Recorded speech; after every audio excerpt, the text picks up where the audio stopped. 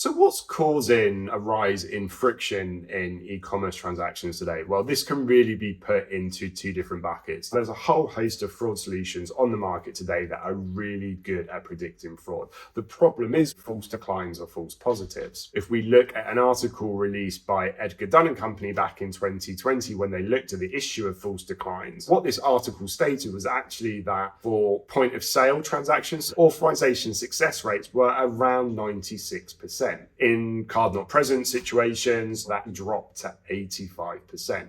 And the reason being is that one, card not present transactions are seen as much higher risk because I don't have to be physically in possession of the card. But then secondly, fraud systems weren't necessarily taking into account genuine consumer behavior. So then the second bucket then is really with regards to regulation. Strong customer authentication was brought in by the European Banking Authority, and essentially an additional step that's been put into online transactions to help make them more secure. 2 out of 3 of the following things would need to be used as part of a strong customer authentication process. Firstly, something you know, such as a password, something you have, such as your mobile phone or your laptop, or something you are, such as your physical fingerprint. Countries such as Italy have seen authorization success rates drop to as low as 75%. That's a quarter of all transactions which are being declined. So why does SCA add additional friction? Well, there's going to be some people that just don't understand why they're being asked to verify themselves.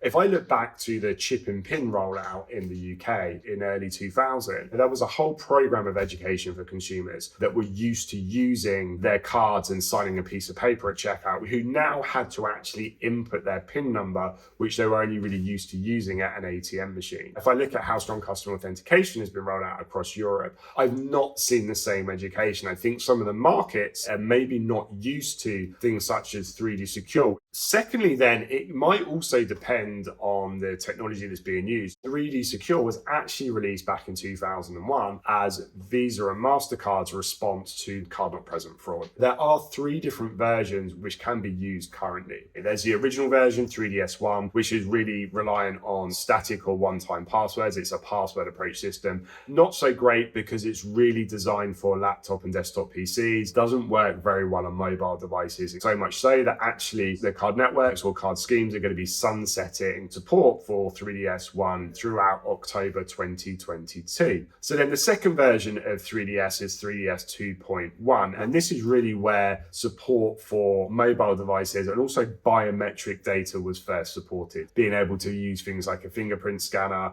also actually having more mobile SDK kind of support. And then the last version of 3DS is known as 3DS 2.2. And this helps add the availability of being able to ask for exemptions under strong customer authentication. Technically, there are only 3 exemptions, but there also are another 3 types of transactions outside of scope of strong customer authentication. So if we look at those out of scope transactions, the first is with regards to merchant initiated transactions. These are essentially going to be things such as recurring transactions, aka I may sign up to a subscription service for TV or for music. That first transaction will have to go through strong customer authentication. However, any subsequent transactions will fall outside of scope unless the payment details are changed at any point in time. Next is around mail order and telephone order transactions. It's really not possible to verify a consumer via automated means, and therefore these transactions also are outside of scope. Last but by no means least, we have what's known as one leg out, and this is where either party involved in a transaction is from outside of Europe.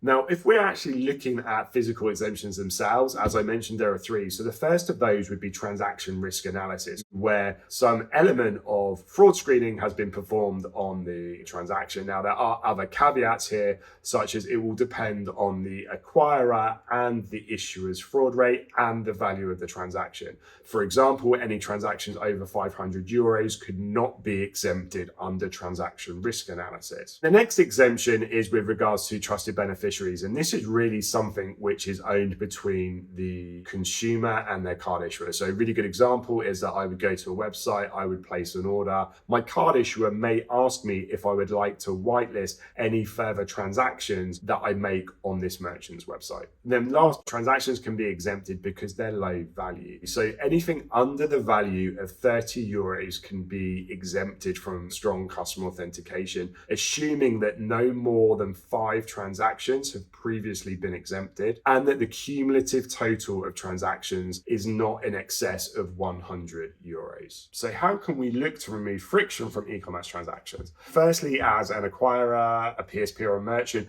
making sure that you have a fraud solution that's able to understand and articulate what good consumer behavior looks like. This is really important for making sure that you keep false declines and false positives as low as possible. Also, if you're an acquirer and a PSP, being able to extract as much information as possible from your merchants. For example, what specific goods and services a consumer is ordering via your merchant are really good pieces of information to build into your fraud detection system, which will allow you to offer exemptions under transaction risk analysis with much more confidence. So thirdly then, as an acquirer, a PSP, and perhaps even a merchant, making sure that you're in a position to understand whether or not a transaction falls in or out of scope of strong customer authentication. And if it does fall in the scope, can an exemption be used? Making sure that you have an engine in place to determine that quickly, easily, and in line with the authorization message is going to be incredibly key. Last, if you're an acquirer or a PSP, making sure that you support the latest version of 3D Secure. Not only will this make sure that you're able to request exemptions, but it will also give you the latest version of the technologies available to help verify consumers in a more frictionless way.